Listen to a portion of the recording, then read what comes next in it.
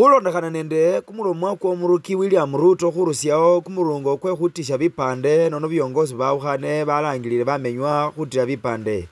Nabalomaloma nabali chimbeka che makhonge mwisasa lye Sirisia omwami PF Victor Kere olumuyeti wa mwami John Waluke nende omulondelwa wa Lukongo wa North Chris James Byouha babele nakano.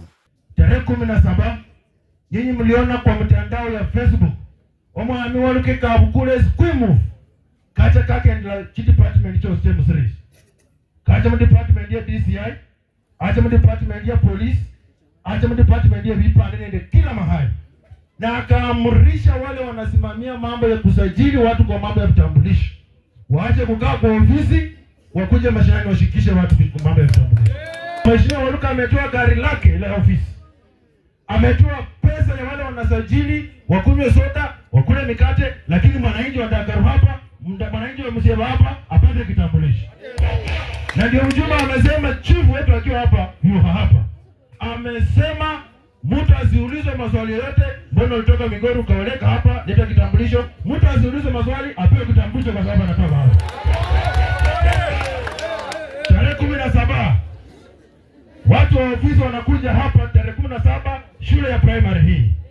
Tumekuwa Chebukutumi, tumekuwa Sirisha hapa, tumekuwa kule na Mwera. Tarehe 17 kuliana. Kwa maana kwa tarehe 9 kulimu kohoro. 17 kuliana. Na tukimaliza hiyo chapter, kwa sababu hakuna maswali mbunge amesema mtu aulizwe.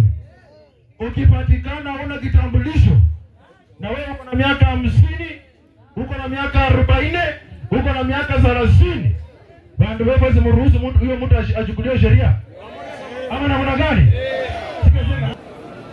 Wewe inatakikana ukikuja kitambulisho upepe kitambulisho ya baba, ufanye photocopy ya birth certificate ama school living certificate,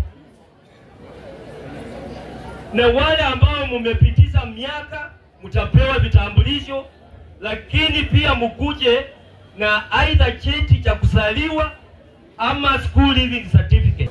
Sisi tutapeana kitambulisho kwa mtu yoyote ambaye atakuwa na documents ambazo zinahitajika. Tarehe 17 tutakuwa hapa Dakaru. Na ninataka niwaombe hivi. Nataka niwaombe mkikuja kujeni kama wote.